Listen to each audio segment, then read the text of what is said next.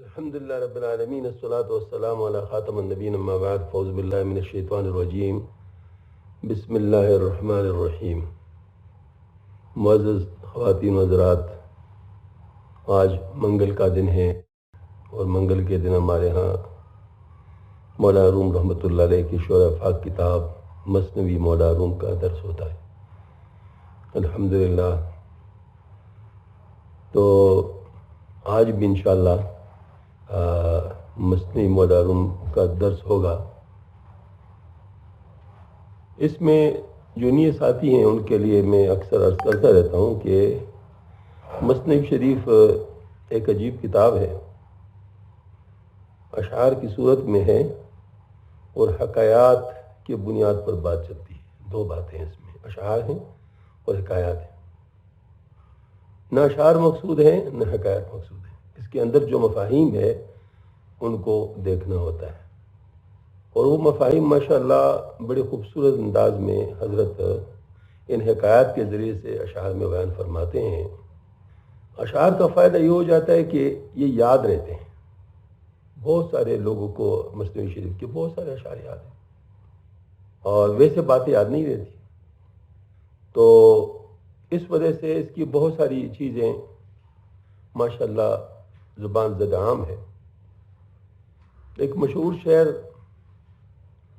مطلب یہ مثنوی مولانا روم کا یعنی اس کے بارے میں بولا جاتا ہے کہ یہ جو مطلب قال اور حال ہے یہ کیا چیز ہے،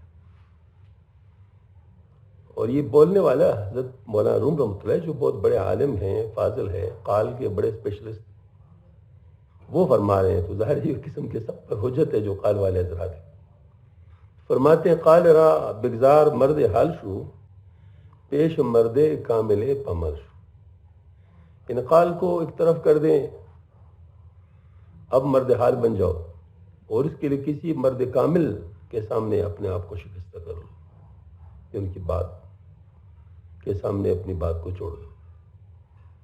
تو یہ دیکھیں نا، یہ بہت بڑا مضمون ہے جو کہ صرف ایک شعر میں بیان کیا گیا۔ اب انشاءاللہ دفتر پنجم حصہ دوم حکایت نمبر 148 سے ابتدا کی جا رہی ہے۔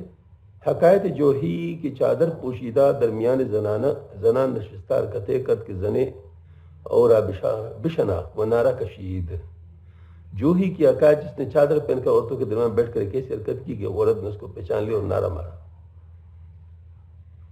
وائز بدھ بس گزیدہ در بیاں زیر ممبر جمع مرداں وہ زنا، ایک وائز تقریر میں نہایت ممتاز تھا، یعنی ان کی تقریر سننے کے لیے لوگ بڑے جمع ہوا کرتے تھے۔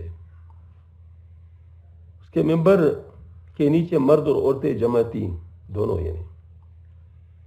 رفت جو ہی چادرو در بند ساخت چادرو رو بند ساخت درمیان آزنا شد ناشناخت، جو ہی بن عورتوں میں جا پہنچا، اس نے چادر پہن لی اور نقاب منہ پر ڈال لی اور عورتوں میں جا کے بے پہچان ہو گیا۔ سائل پرسید وائز را براز موئی آنا ہست نقصانی نماز، ایک مسئلہ پوچھ لیا، وہاں آہستہ سے پوچھا کہ کیا ناف بال نماز کے لیے نقصان کے باعث ہیں؟ گفت وائز چون شود آنا دراز پس کراہت باشد ازوی در نماز، وائز نے کہا جب ناف کے بال لمبے ہو جاتے ہیں ان سے نماز میں بڑی قرات ہوتی ہے۔ یا بنورا یا بسترا بسترشت تانمازد کا ملائد خوب خوش، یا تو چونے کے ساتھ یا اس طرح کے ساتھ اس کو مونڈ ڈالو تاکہ تمہاری نماز پوری اور بخوبی عمدہ طریقے سے ادا ہو۔ گفت سائل آدرازی تاچ حد شرط باشد تانماز اکمل بود، سوال کرنے والے نے کہا کہ وہ لمبائی کس حد تک مونڈنے کی شرط ہے تاکہ نماز کامل ہو؟ گفتو چو قدری جوی گردد بطول پس تردن فرض باشد اے سعول، بعد نے کہا جب بال لمبائی میں جو کے برابر ہوتا پھر اس کا ان کا مونڈنا فرض ہو جاتا ہے۔ مشہور تھی کہ مطلب کہ 40 دن تک موئی باز زہار کو نہ مونڈنا معاف ہے، اس کے بعد مکروہ ہے۔ شاید وائز نے جو کے برابر لمبائی کا تخمین اس لیے تجویز کیا ہو کہ اس کی دانست میں 40 دن میں بال اس قدر بڑھتے ہو، فرض کے ایک معنی معین کرنے کا اور کسی کا وقت مقرر کرنے کے بھی ہے، یہاں یہی معنی مراد ہے۔ اس وقت ان کا مڑنا مقرر ہے. فرض بمانے لازم بدلیل قطعی مراد نہیں، کیونکہ اظہار کا مڑنا نماز دراز وغیرہ کی طرف فرض نہیں بلکہ ایک سنتی خلیلیہ ہے. لا الہ الا اللہ محمد. بہت عمدہ ماشاءاللہ درمیان میں کمنٹ ہو جاتے ہیں. اصل میں شاعری کے اپنے مطلب ضرورتیں ہوتی ہیں اور فقہ کے مسائل کے اپنے اصول ہیں. ظاہر مطلب ان کو چھوڑا نہیں جا سکتا. فقہ میں یہ بات ہے کہ جو چیز جس طرح ثابت ہے اس طرح بیان کرو، اس سے آگے پیچھے اس کو نہ کرو. مثلا فرض ہے تو اس کو سنت نہ بیان کرو، سنت ہے تو اس کو فرض بیان نہ کرو، حلال ہے تو حرام بیان نہ کرو، حرام ہے تو حلال بیان نہ کرو. وہ ایک دفعہ نمازوں کے اوقات کے سلسلے میں نے کچھ لکھا تھا، تو اس میں میں نے لکھا تھا کہ مغرب جب ستارے کثرت سے نظر آ جائیں تو مغرب کی نماز مکروہی تحریمی ہو جاتی ہے. تو مفتی صاحب جو تھے ہمارے، اس نے کہا کہ دلیل ہو، حوالہ کیا ہے؟ میں نے کہا بشتی زیور. ان کو مسئلہ اور ٹاکے دکھا دیا، اس میں لکھا تھا، ایسے ہی لکھا. کہتے اب صحیح ہے، کیونکہ مکروہ تحریمی ایک شرعی اصطلاح ہے، اور شرعی اصطلاح آپ جب تک حوالہ آپ کے پاس نہ ہو تو استعمال نہیں کر سکتے. شرعی اصطلاح اس کی وجہ یہ ہے کہ حکم بدل جاتے ہیں، پھر مسائل شروع ہو جاتے ہیں. تو یہاں انہوں نے فوراً اس مسئلے کو اس کے بیان کیا، اس کو پکڑ لیا کہ دیکھیں ایک تو یہ مکروہ ہے، تو مکروہ کی دو قسمیں ہیں، یعنی مکروہ تنزیہی اور مکروہ تحریمی. تو مکروہ تنزیہی سے بچنا سنت ہے اور مکروہ تحریمی سے بچنا واجب ہے. فرض ظاہر ہے چونکہ یہ اس درجے کی کراہت نہیں ہے کہ اس کو ختم کرنا فرض ہو، تو لہٰذا مسئلہ بتا دیا کہ یہ مطلب یہ ہے کہ صرف فرض کو یہاں پر مقرر کے معنی میں، کیونکہ فرض اصل میں زمانی لفظ ہے، یہ اس کے لیے بھی استعمال ہوتا ہے کسی چیز کو آپ مقرر کر لیں، یا جیسے ہم ڈیوٹی کے لیے بھی استعمال کرتے ہیں. تو یہ مطلب ایک مقرر کام جو کرنا انسان کرنا ہوتا ہے، کہتے ہیں میرے اوپر فرض ہے، اس معنی میں لیا گیا ہے. دوسری بات جو کے برابر، تو یہاں جو کے برابر نہیں ہے بلکہ 40 دن میں مراد ہے. 40 دن اگر گزر جائے زیر ناف بال جو ہے وہ نہ کاٹے ہوئے تو پھر مکروہ ہے اس کے ساتھ رہنا. پھر اس کا جو ہے نا مطلب یعنی پیش جوہی یک زنی بن شستزوں بود ہوش را برواز واعظ بست بود. جوہی کے پاس ایک عورت بیٹھی تھی جس نے واعظ کے آواز پر توجہ لگا رکھی تھی. گفت اورا جوہی ای خواہر ببین آنے من باشد اکنو جی چنین. اس کو جوہی نے کہا اے بہن ذرا دیکھنا کہ میرے زرناف بال بھی اب ایسی حالت میں ہیں کہ ان کو موڑنا چاہیے. بیر خوشنودی حق پیشار دست کان بمقدار کراہت کامدست. خدا کی خوشنود کے لیے ہاتھ بڑھا کے دیکھو کہ آیا مقدار برابر بڑھے ہوئے یا نہیں. دست زندر کرد در شلوار مرد خرد اشبر دست زن آسیب کرد. عورت نے مرد کے پاجامے جس کو غلطی سے عورت سمجھتی تھی ہاتھ ڈال دیا تو اس مرد کا علیہ تناسب عورت کے ہاتھ سے چھو گیا.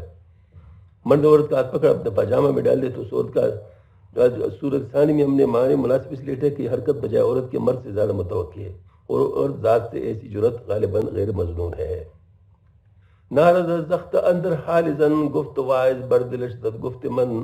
اور گھبرا کر چیخو، فوراً چیخ اٹھی. واعظ نے اس کی چیخ سن کر فخری عالم میں کہا دیکھو میری تقریر اس کے دل پر اثر کر گئی.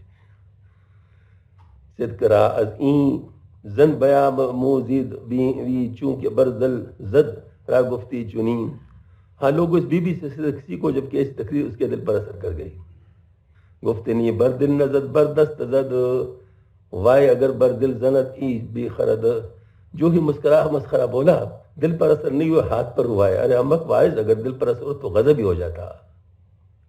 یعنی جو ہی نے بات مزاحن کہی، مگر مولانا کا اس سے مقصود یہ نقطہ ارشاد ہے کہ ہاتھ کے ایک جسمانی و شہوانی احساس نے عورت کے لیے قیامت برپا کر دی، تو اگر کسی کے قلب پر جذبہ رحمانی واردہ ہو جائے تو اس روحانی احساس سے کیا ہوگا؟ چنانچہ کچھ فرماتا ہے بردلی ساحران زد اندکی شد اسا دوستی شان رائے کی. دیکھو ان جادوگروں کے دل پر جو حضرت موسیٰ علیہ السلام کے ساتھ مقابلہ کرنے کو بلائے گئے تھے کس قدر جذبہ رحمانی وارد ہوا تھا. تو غلبہ عشق سے ان کا یہ حال ہوا کہ ان کے نزدیک لکڑی اور ہاتھ یکساں ہو گئے، بلکہ ان کے نظر میں ہاتھ و پاؤں کی قدر لکڑی سے بھی کم تھی. اصل میں حضرت عجیب عجیب انداز سے بات سمجھا دیتے ہیں. اب یہ بظاہر ایک مطلب جس کو کہتے ہیں نا ایسا انداز ہے جو کہ حیا کے مناسب نہیں ہے، لیکن کسی چیز کو سمجھانے کا وہ انداز کہ بالکل آپ اس کو اچھی طرح سمجھ جائیں، بعض دفعہ اس کو بہت فاش انداز میں بتانا پڑ جاتا ہے تاکہ جو ہے نا مطلب بالکل صاف واضح طور پر آپ کو محسوس ہو جائے.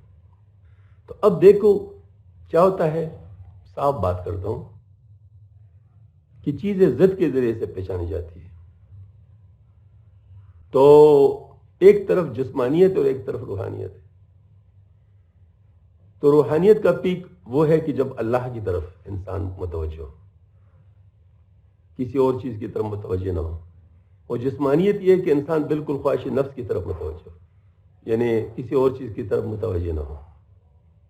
تو جو حب باہ ہے وہ ایسی چیز ہے کہ جو انسان کو تمام چیزوں سے کاٹ دیتی ہے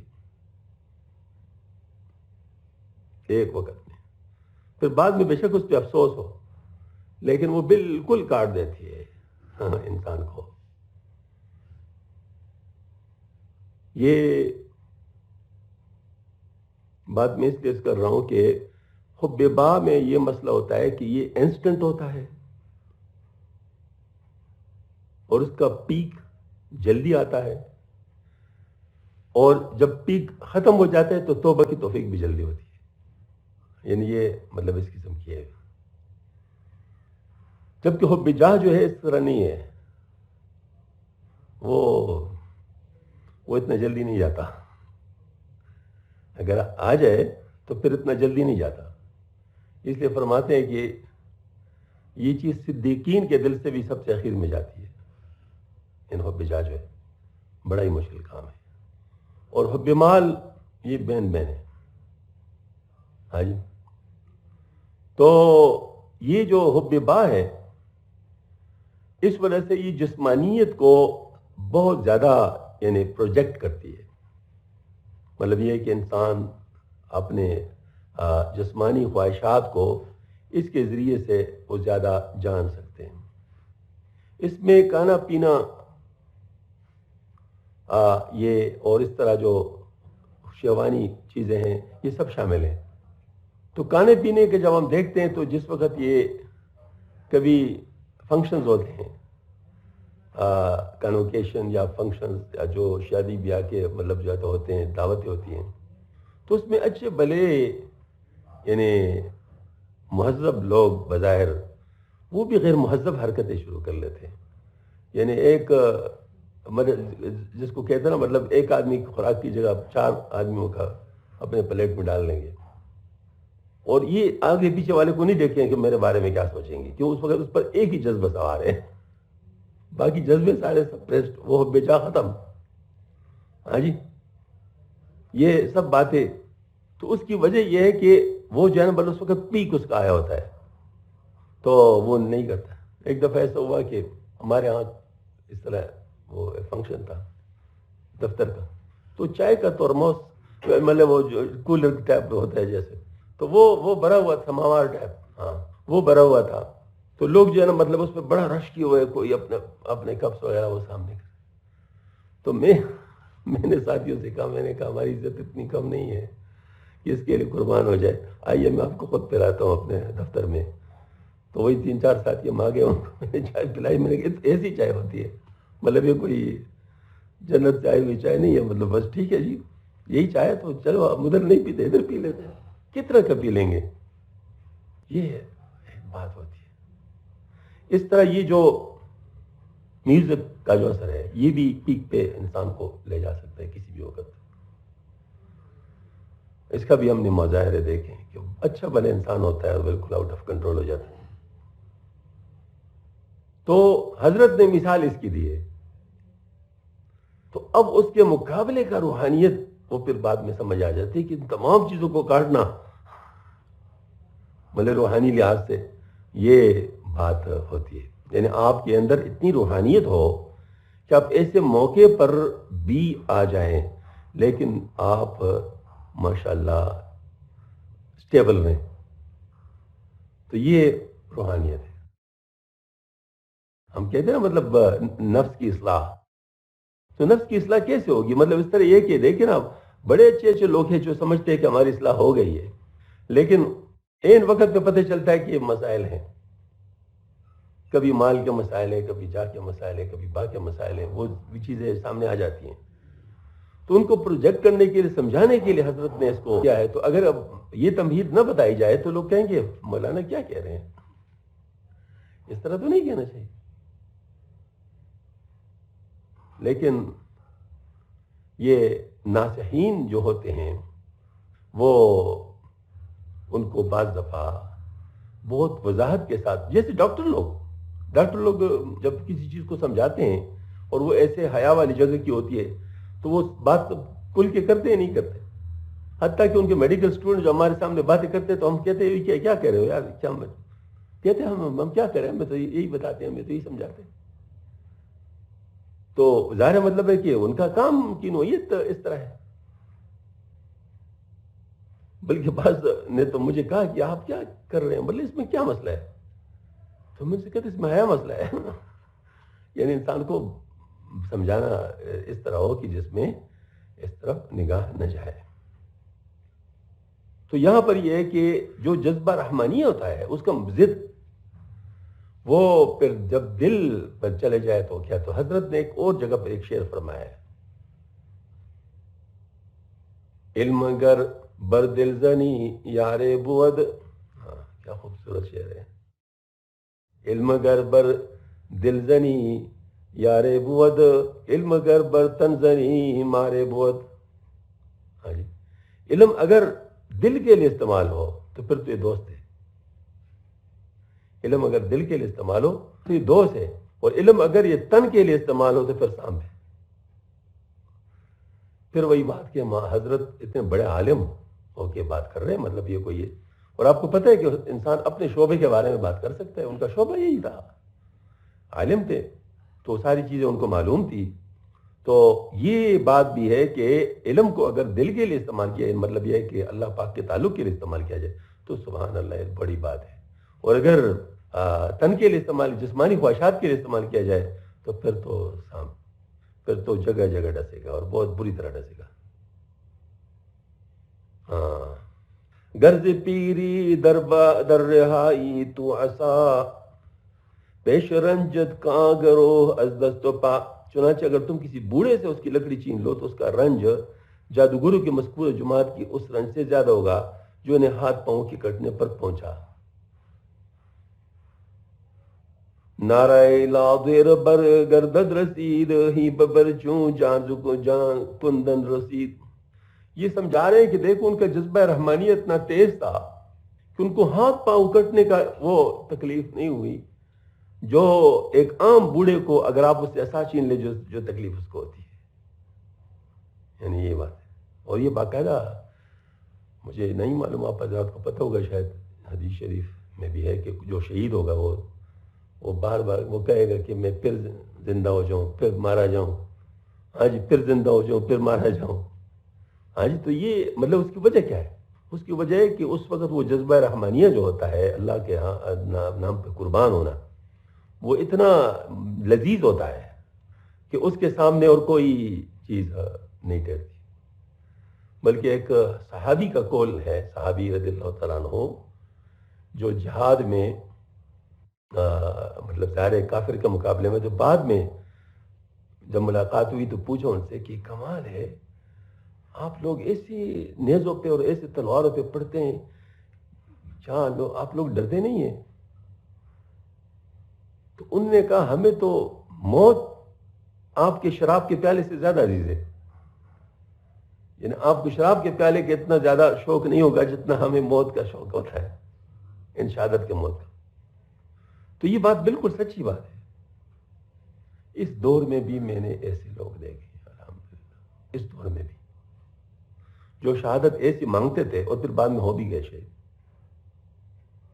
جو شہادت ایسے مانگتے تھے جیسے ہم کوئی بہت ہی عزیز چیز مانگ رہے، اور جس دن شہادت ہوئی اس کی پوری رات وہ تقریباً مانگتے رہے اللہ تعالیٰ سے شہادت، مانگتے رہے۔ اب وہ کیا چیز تھی، کون سی بات تھی؟ یہ بات مطلب یہ ہے کہ اللہ جل شانہ کی محبت کا ایک خاص رنگ ہے جس میں یہ یعنی سمجھ میں آتی ہے بات، اور یہی وہ چیز ہے جو غیر مسلم لوگ ہم سے نکالنا چاہتے ہیں، یہی چیز ہے، اسی پہ محنت ہو رہی ساری ہے۔ ہمارے نصاب سے جو جہاد کی آیتیں وہ نکالی جا رہی ہیں، اور مطلب اس قسم کا مطلب جو ہے نا وہ مضامین نکالے جا رہے ہیں۔ ہاں جی، وہ ایک دفعہ جرمنی میں تھا، تو وہاں پر میں لفٹ میں آ رہا تھا، تو چند لوگ تھے، جرمن تھے، کچھ فرینچ تھے، ایک فرینچ جوڑا بھی تھا، تو بٹن غلطی سے تہ خانے کا دب گیا، تو پھر اس کو فوراً ٹھیک کیا۔ جب ٹھیک کیا تو کسی نے کہا کہ اوہ ابھی تو ہم انڈر گراؤنڈ چلے جاتے ہیں تھوڑی دیر میں نے، تو میں نے فوراً کہہ دیا everyone has to go underground on time, ہر ایک کو زیر زمین ایک دن جانا ہے۔ میں نے کہا تو ان کے رنگ ایسے اڑ گئے جیسے پتہ نہیں کسی نے ان کے اوپر بم مارا ہو۔ تو میں حیران ہوں کہ میں نے کہا ان پہ تو بہت زیادہ اثر ہو گیا۔ تو یہ میں نے الفریڈ جو ہمارے دوست تھے مسلمان نو مسلم دوست، ان سے میں نے بات کی، میں نے کہا کمال کی بات ہے، اتنا زیادہ اثر ان پہ ہو گیا، رنگ بالکل اڑ گئے۔ کتاب نے تو ان کے اوپر بم مارا تھا۔ میں نے کہا کیوں؟ کہتے ہیں تو اس معاملے میں اتنے سینسیٹیو ہیں کہ انہوں نے میت کی گاڑیوں کے لیے الگ روٹس رکھے ہوئے ہیں تاکہ وہ لوگوں کے سامنے نہ جائے اور ان کو کہیں موت یاد نہ آ جائے۔ مطلب یہ انہوں نے باقاعدہ انتظام کیا ہوتا ہے۔ تو آپ نے ان کو موت کا ایسا فوری بات کر دی، تو یہ تو آپ نے ان کے اوپر بم مار دیا۔ تو یہ بات صحیح ہے کہ موت سے جتنا وہ ڈرتے ہیں اس کی وجہ کیا ہے؟ اس کی وجہ یہ ہے کہ ظاہر ہے ان کی تو ساری چیزیں ادھر ہیں، الدنیا سجن للمومن و جنت الکافر، تو کافروں کی تو جنت ہے یہ، تو اگر یہ چیز ان سے چھین جائے مطلب رہ جائے تو پھر کیا کریں گے وہ؟ باقی ان کے پاس کیا رہے گا؟ تو موت سے تو انہوں نے ڈرنا ہے۔ ہاں جی، نعرہ علاجر برگردن رسید، برگردوں رسید ہی ببر چوں جان سے جان کندن رسید۔ یہ وجہ کہ جادوگروں کا نعرہ لا غیر، یعنی ہم کچھ پرواہ نہیں، ہمیں کچھ پرواہ نہیں، آسمان تک جا پہنچا، جس سے ان کی مراد یہ تھی کہ ہاں اے فرعون ہمارے ہاتھ پاؤں کاٹتے تو کاٹ ڈال، فقط مان تقاض، ہمیں اس کے متعلق پرواہ نہیں، جبکہ ہماری جان کفر کی جانکنی سے نجات پا گئی، ہمیں اللہ پاک نے کفر سے نجات دی، کتنی بڑی سعادت ہے ہمیں جو مل گئی ہے، باقی جان کی کیا بات ہے۔ یعنی اس دور میں بھی بہت سارے لوگ جان پر کھیل کر اپنا ایمان بچاتے ہیں، اور بہت سارے لوگ جان کے کیا کے لیے معمولی خواہش نفس کے لیے اپنا ایمان برباد کر دیتے ہیں، ایسے لوگ بھی ہیں۔ اور کچھ لوگ ایسے ہوتے ہیں کہ جان پر کھیل کر اپنا ایمان بچاتے ہیں، جب ایسے ہیں۔ تو یہ بوسنیا میں کیا ہوا تھا؟ بالکل وہی لوگ تھے، یعنی کوئی ڈفرینٹ نہیں تھے، بالکل وہی کپڑوں میں، وہی کلچر، وہی طریقہ کار، سب کچھ، بلکہ ایک دوسرے کے وہ بھی دوست بھی تھے، لیکن اسلام کے لیے کیا بات ہے جی، کیسے اپنے جانیں قربان کروائے، ہاں جی، عزتیں لوٹ گئی، جان قربان ہو گئے۔ اور جس وقت بوسنیا میں مسلمانوں کی حکومت ہو گئی تو بی بی سی نے اس دن جو مرکزی مسجد تھا بوسنیا کا، وہاں کی اذان کو بی بی سی نے نشر کیا تھا۔ اذان مطلب یہ میں نے بھی سنی تھی، مجھے رونا آ گیا۔ میں نے کہا اس وقت پورے یورپ کے سینے میں وہ ایک خنجر گھپ گیا تھا، کیونکہ بوسنیا بالکل یورپ کا وسط ہے، سینٹر آف یورپ ہے۔ تو یہ مطلب ظاہر ہے گویا کہ ایسا الحمدللہ اللہ پاک نے ان لوگوں نے یعنی قربانیاں دے کر ماشاءاللہ یہ دن ماشاءاللہ دیکھ لیا۔ تو یہ ہے کہ ایمان جاگ جاتا ہے، ایمان جاگ جاتا ہے. اور بعض دفعہ بڑے عجیب معاملہ ہوتا ہے کہ کچھ لوگ ایسے ہوتے ہیں جو کچھ ایسے بڑے مطلب جس کو کہتا ہے نا وہ ایماندار بظاہر لگتے نہیں ہیں، لیکن وہ یکدم سبحان اللہ سے کیا پلٹ جاتا ہے کہ وہ بالکل کس حد پیک پہ جائے. غازی المدین شہید رحمۃ اللہ اس قسم حضرات جو تھے ان کا کیا معاملہ تھا. ہاں جی، ایک آرمی کے کرنل کہہ رہے تھے کہ امریکہ کے کوئی تھے ان کے ساتھ کورس میٹ، تو کہتے میں نے ایک دن اسے کہا کہ کمال کی بات ہے، ہم نے تو تم لوگ کے لیے وہ کچھ کر دیا جو تم چاہتے تھے، سب لوگ کو کرش کر دیا. یعنی ویسے سمجھنا چاہتے تھے وہ، یعنی معلوم کرنا چاہتے اسے کہ وہ ہمارے ساتھ کیوں یعنی یہ ایسا مطلب تعلق رکھے ہوئے ہیں کہ ہماری بارے میں خبرداری کرنا چاہتے ہیں. تو آپ مزید کیا کرنا چاہتے ہیں، کیا مسئلہ ہے آپ لوگوں کو، آپ کو کیوں یعنی اطمینان نہیں آتا. کہتے اس نے کہا کہ we know this but we also know this that at no time liberal Muslim can be converted into extremist Muslim.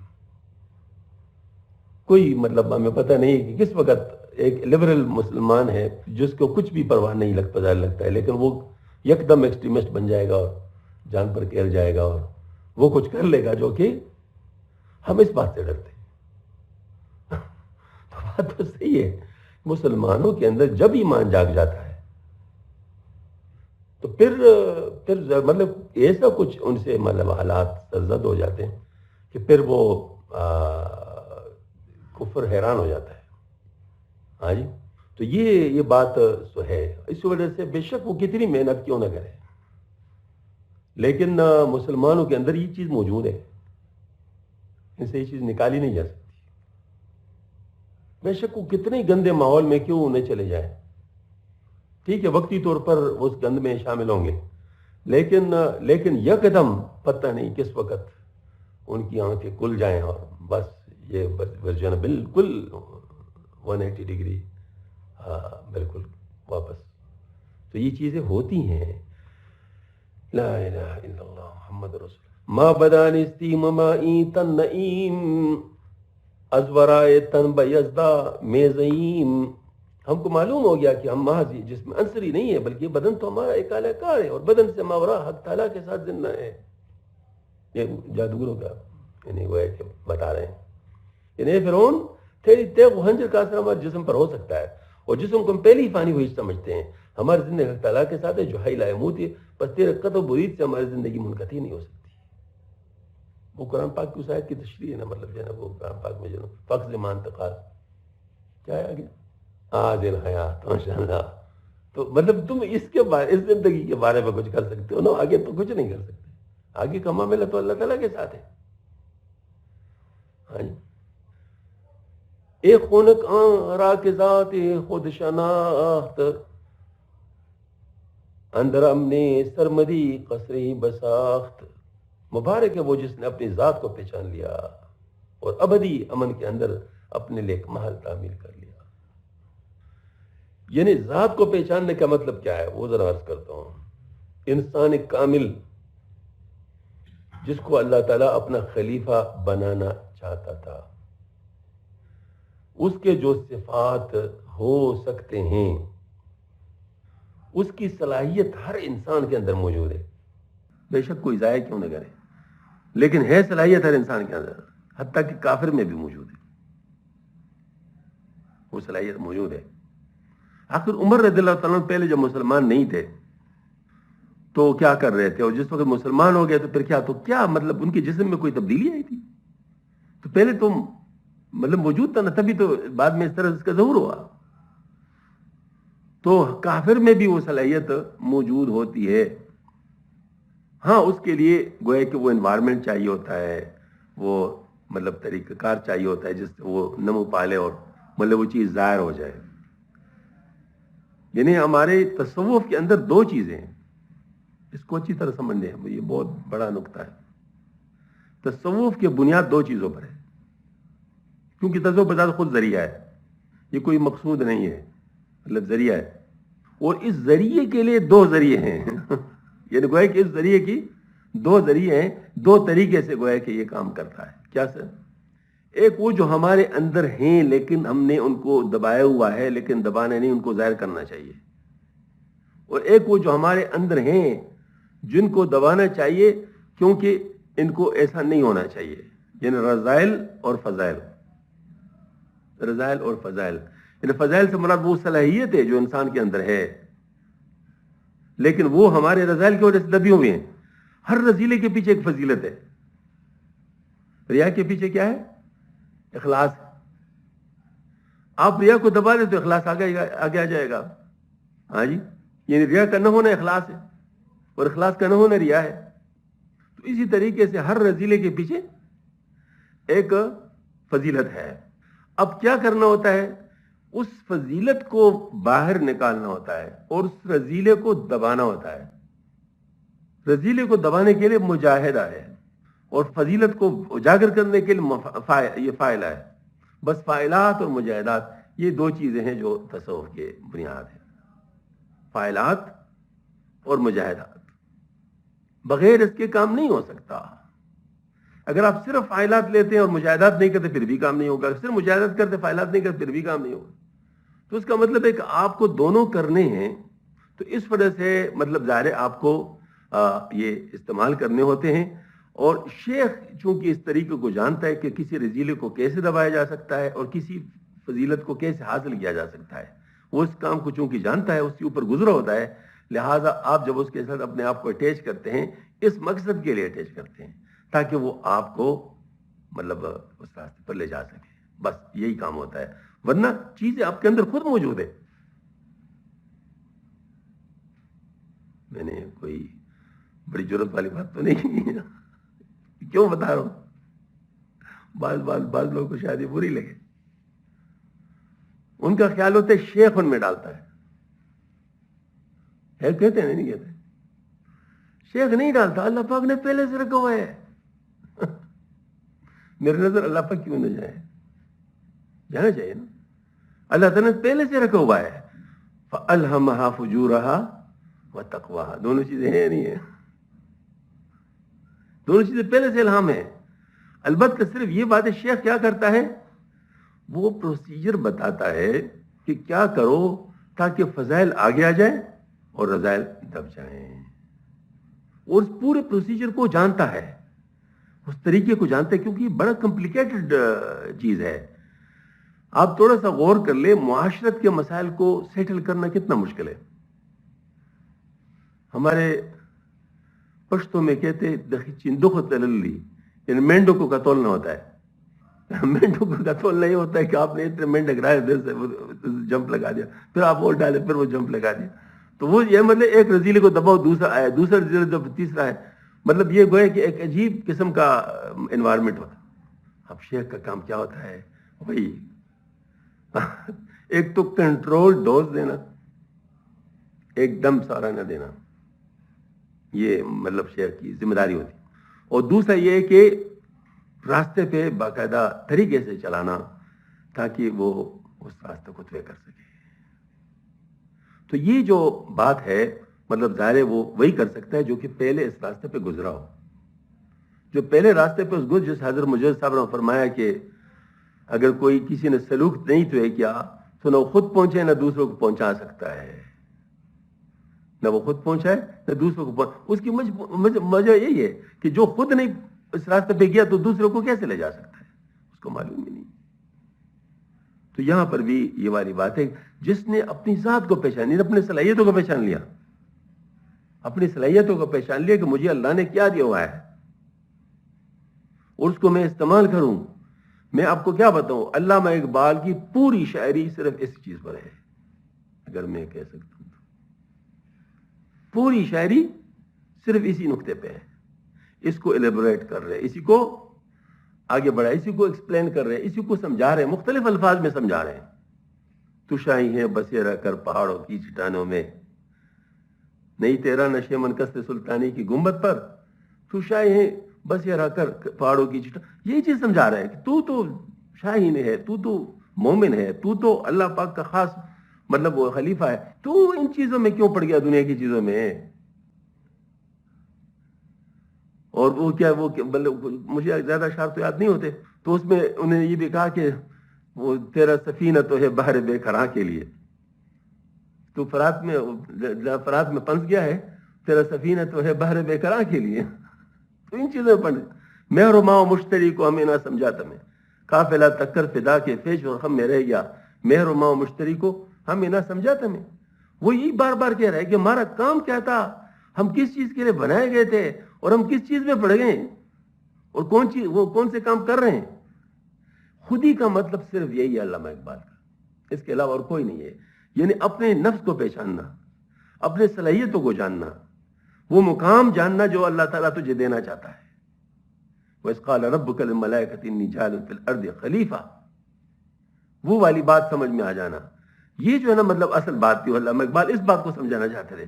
آج پتہ نہیں منچ میں گویا تمبورے منچ میں سرائے کہ میں کیا کہہ رہا ہوں، میرے تمبورے کیا کہہ رہا ہے.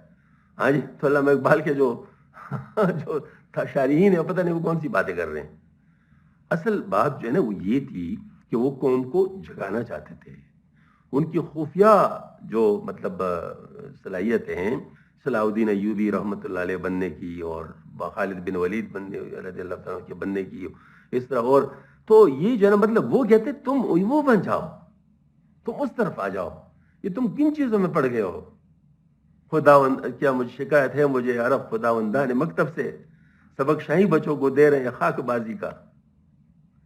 یہی تو مطلب وہ کہہ رہے ہیں کہ مجھے یہ جو اسکولوں کے استاد ہیں ان سے یہ شکایت ہے کہ وہ جو ہے نا شاہی بچوں جو کہ آسمانوں میں اڑتے تھے اور شکار کرتے تھے، ان کو جو ہے نا وہ زمین پر لوٹنے کا طریقہ بتا رہے ہیں. ہاں جی، تو یہ اصل میں بات ہے کہ مبارک ہے وہ جس نے اپنی ذات کو پہچان لیا اور ابدی امن کے اندر اپنے لیے ایک محل تیار کر لیا. کودے کی گریت پی جوزو مویز پیش آکل باشد بس سہل چیز. ایک بچہ کھروٹ اور کشمش کے لیے مچلتا ہے مگر مند کے نزدیک یہ اتنا چیز. حضرت مجدد الف ثانی رحمۃ اللہ علیہ اس لفظ کو بار بار استعمال کرتے ہیں. شاید یہ محاورہ فارسی میں کافی مشہور ہوگا کیونکہ حضرت بھی فارسی زبان رکھتے تھے. اور یہ مولانا روم رحمۃ اللہ علیہ جو زمیز وہ تقریباً وہی الفاظ ہیں.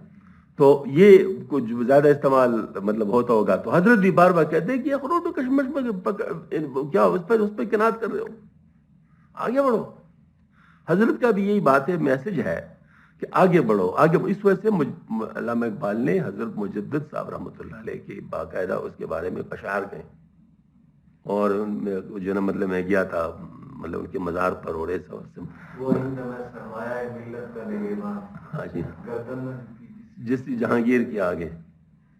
ہاں جی بالکل. تو ظاہر مطلب وہ یہی والی بات ہے کہ جو ہے نا وہ ان کو انہوں نے ایک ماڈل کے طور پہ پیش کیا مجدد صاحب رحمۃ اللہ علیہ کو کہ وہ کیا چاہتے تھے. اس طرح خوشحال خان خٹک کو بھی وہ مطلب جو ہے نا وہ یعنی اس طرح وہ اپنے طور پہ جو ہے نا وہ سمجھانا چاہتے ہیں کہ اس نے مغلوں کے نے کہا کہ میرے قبر اس جگہ بناؤ جہاں کے مغلوں کے گھوڑوں کے وہ گرد وہاں نہ پہنچ سکے. مطلب جیسا کہا تھا نا حضرت مولانا محمد علی جوہر رحمۃ اللہ علیہ نے، وہ کہا تھا جب بیمار تھے لندن میں کانفرنس کے لیے گئے تھے تو واپسی پہ آ رہے تھے تو انہوں نے کہا کہ اگر میں مر جاؤں تو مجھے غلام ملک میں دفن نہ کرنا، تو بیت المقدس میں دفن میں. ہاں تو مقصد یہ کہ مطلب یہ جو ہے نا یہ وہ لوگ ہوتے ہیں جو کہ اصول رکھتے ہیں. مطلب یہ ہے کہ پوری زندگی ان کی اصولی ہوتی ہے. تو یہاں پر بھی حضرت یہ بات پر پیش دل جوز میویز آمد جسد طفل کی دور دانش مردان رسد. قلب کی نزدیک جسم پر منزلہ جوز کشمکش ہے جو بچوں کے خامکار لوگوں کو مطلوب ہے، اور بچہ مردوں کی عقل کو کب پہنچ سکتا ہے. ونے مماقل اسماعیل رائٹ ملٹی. یہ قول کسی بزرگ کا سچا ہے، ڈالی سے جدا نہ ہو پل تو پل کچا ہے. چوڑی نہیں جس نے حب دنیا دل سے، گوریش سفید ہو مگر بچہ ہے. یعنی اسماعیل ملٹی رحمۃ اللہ علیہ نے بولے شعر کا بالکل صحیح ہے. یعنی ڈالی سے جدا نہ ہو تو پل کچا ہے. یعنی مطلب دنیا سے جب تک آپ اپنے آپ کو ڈیٹیچ نہ کریں تو سمجھو کہ ابھی تو بچے کی طرح ہے. تیری عقل ابھی جوان نہیں ہوئی ہے، بیدار نہیں ہوئی. آپ صلی اللہ علیہ وسلم نے کیا فرمایا؟ عقل مند وہ ہے جس نے اپنے نفس کو قابو کیا اور آخرت کے لیے کام کیا. تو اس کا مطلب عقل مندی یہی ہے کہ آپ جلد سے جلد اپنے آپ کو دنیا سے چھڑائیں، دنیا کو دل میں نہ بسائے، بلکہ دنیا کو ہاتھ میں لے کر اللہ کی محبت کو دل میں لے کر اس کو اللہ کے لیے استعمال کر لیں. دنیا بری چیز نہیں ہے، دنیا ہی میں آپ نے آخرت کی کمائی کرنی ہے. اگر دنیا سے چلے گئے پھر تو کمائی ختم. لیکن دنیا میں رہ کر آپ تب کمائی کر سکتے آخرت کی کہ جب کہ آپ کی دنیا کے ساتھ بالکل محبت نہ ہو، بلکہ بطور اسائنمنٹ رہ رہے ہو. تھوڑا سا آپ دیکھیں حضرت عمر رضی اللہ تعالیٰ عنہ کے اوقات دیکھو، عمر بن عبد العزیز رحمۃ اللہ علیہ کے اوقات دیکھو. امیر المومنین تھے، لیکن وہ کیسے کھانا کھاتے تھے، کیسے سوتے تھے، کیسے کپڑے پہنتے تھے. تو امیر المومنین کا مطلب ہے کہ سب سے چیف مطلب یعنی وہ جو چیف ایگزیکٹو ہوتے ہیں پورے خلافت کے. لیکن انہوں نے اس خلافت سے اپنے لیے کیا لیا؟ ابوبکر صدیق رضی اللہ عنہ کو تو بڑی مشکل سے تنخواہ پر راضی کیا گیا تھا، بڑی مشکل سے. اور پھر بھی وہ تنخواہ جو انہوں نے لی تھی وہ فوت ہونے سے پہلے ساری واپس کر دی. مطلب جو تنخواہ لی تھی وہ ساری کی ساری واپس کر دی. وہ ایک بار ایسا واقعہ ہوا کہ ان کی بیوی نے تھوڑا تھوڑا آٹا بچا کے وہ بعد میں بیچ کے اسے مالیدہ سے بنا حلوہ کا جو ہے نا وہ بنا لیا. تو وہ ان پیش کیا تو انہوں نے کہا کہ کہاں سے آیا ہوا ہے؟ انہوں نے کہا میں نے اس طرح کیا. تو انہوں نے کہا اچھا ٹھیک، کہا تو لیا کیونکہ اپنا ہی تھا. ہاں جی. لیکن پھر وہ بیت المال والوں سے کہا کہ اتنا آٹا مجھے کم دے دیا کرو کیونکہ میرا گزارا بغیر اس کے ہو سکتا ہے. ہاں جی. یہ تھے لوگ جو اسائنمنٹ کے طور پہ کام کر رہے تھے، یہ دنیا کے لیے کام نہیں کر رہے، دنیا میں رہ کر دنیا کے لیے کام نہیں کر رہے تھے، آخرت کے لیے کام کر رہے تھے. یہی بڑی بات ہے. اور اس وجہ سے اگر ہم لوگ اس پوزیشن پہ نہیں آتے تو اس کا مطلب یہ ہے کہ ابھی ہم بچے ہیں، ابھی ہماری عقل نہیں مطلب جاگیے. ہر کے محجوب بست او خود کودکیست، مرد آ باشد کے بیروں از شکست.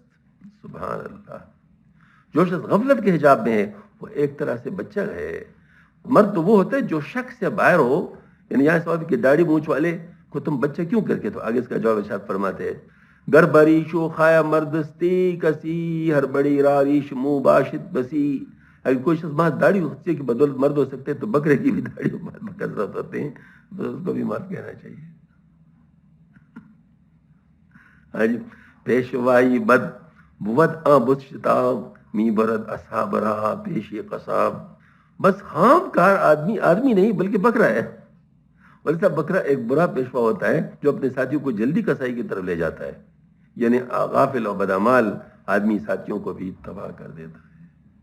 بالکل صحیح، بالکل صحیح. کیونکہ ہر بد عمل کا ایک مطلب سزا ادھر ہوتی ہے اور ایک سزا ادھر بھی ہوتی ہے. اس کی وجہ سے مطلب جو ہے نا وہ یہاں پر اپنے آپ کو مسائل میں مبتلا کر دیتا ہے. حج مثلا شراب ہی کو لے لو. اب شراب جو ہے وہ ٹھیک ہے جو لوگ پیتے ہیں تو وہ اس کو نہیں سمجھتے، لیکن بہرحال ڈاکٹروں سے پوچھو تو ڈاکٹروں کو بہت اسی طرح معلوم ہے کہ اس کے کیا کیا نقصانات ہیں.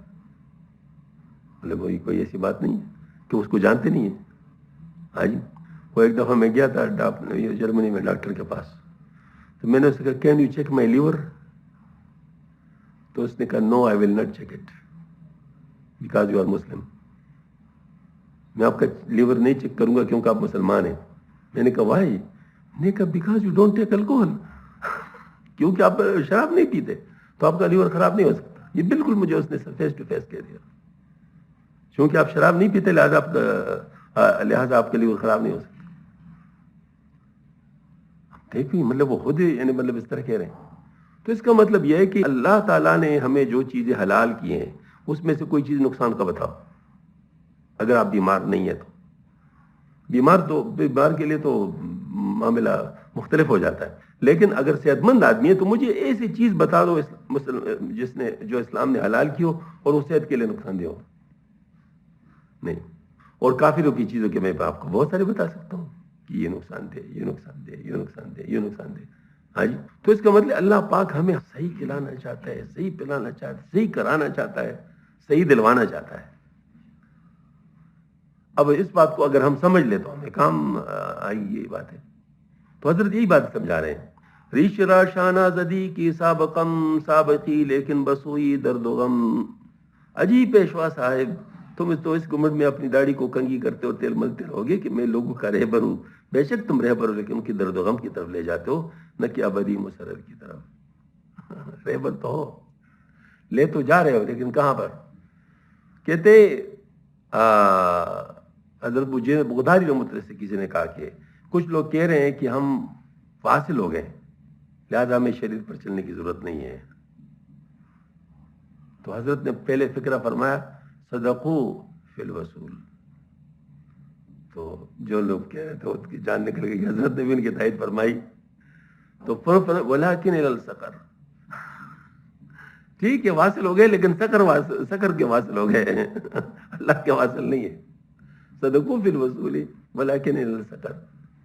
تو یہ بات ہے کہ یہ رہبر ہیں، لیکن کس طرف ہے؟ تکلیف کی طرف لوگ جا رہے ہیں. ہاں جی. ہی روش بگزیں و ترکی ریش کن ترکی ای ماہ من تشویش کن. خبردار راہ روی اختیار کرو، داڑھی وغیرہ کے راستے کو چھوڑو، خود نمائی خود ستائی ہر قسم کے جھگڑوں کو ترک کر دو. داڑھی کا مسئلہ نہیں بتا رہے، خود نمائی کی بات بتا رہے، خود نمائی کی بات بتا رہے ہیں کہ مطلب یہ آپ اپنے نفس کے جو اتنے زیادہ شیدا ہے کہ اس کو اتنا ایکسپوز کرتے ہو کہ ہر چیز میں اپنی خواہش، خود نمائی، خود غرضی. تو یہ چیز چھوڑ دو. ریش خدرا خندزاری کردئی نازکم کن چونکہ ریشہ وردئی. تم نے اپنی داڑھی کو مزخیز بنایا ہے. جب تمہارے داڑھی نکل تو ناز نہ کرو، بلکہ اپنی داڑھی کی لاج رکھو اور بالغ و عاقل بنو. یعنی تمہیں داڑھی جو ہے سجنی چاہیے، یعنی داڑھی کے ساتھ جو چیز آنی چاہیے. کیونکہ دیکھیں نا، داڑھی کا مطلب کیا ہے؟ بالغ ہو گئے. تو صرف جسمانی بالغ ہونا نہیں ہے نا، عقل کے لحاظ سے بھی تو بالغ ہونا ہے نا، شعور آنا چاہیے نا. تو اگر آپ تمہارا شعور نہیں آیا اور تمہاری جسمانی بلوغت آ گئی ہے تو یہ تو تمہارے لیے مصیبت بن گئی. ہاں، تو یہ مطلب حضرت فرمانا چاہتے ہیں. تاشوی چوبوئے گل بر عاشقاں پیشوا رہنمائے گل سے تام. تاکہ تم پھول کی خوشبو کی طرح عاشقوں کی پیشوا اور باغ کی طرف ان کی رہنما بن جاؤ. پھول کی مہک باغ کا سرا بتاتی، اس لیے پیشوا کو اس کے ساتھ تشبیہ دی ہے.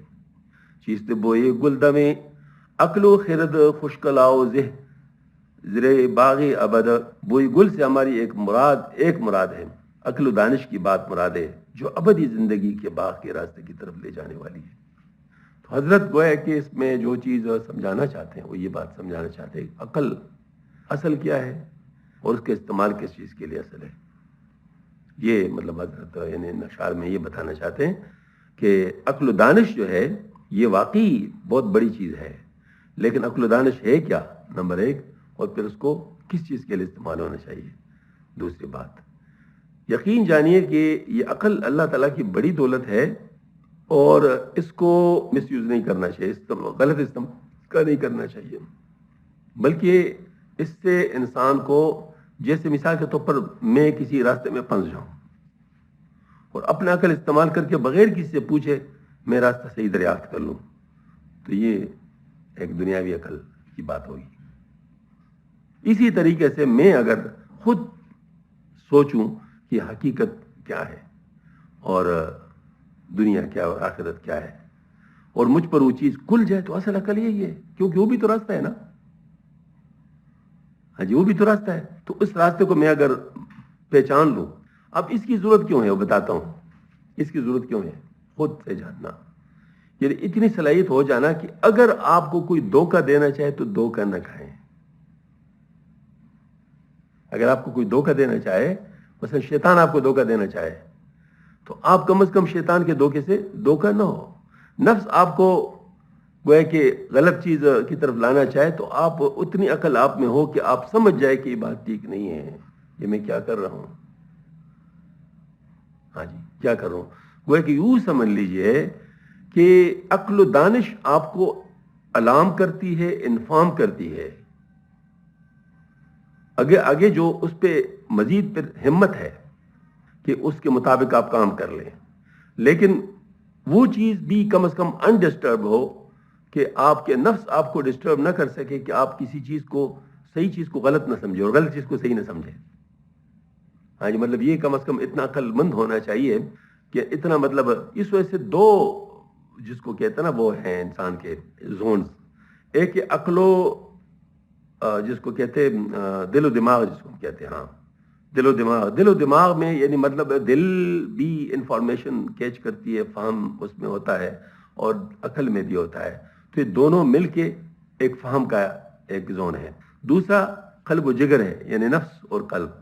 تو وہ مطلب وہ قلب والا حصہ ہمت کا ہے اور نفس والا حصہ ایکشن کا ہے.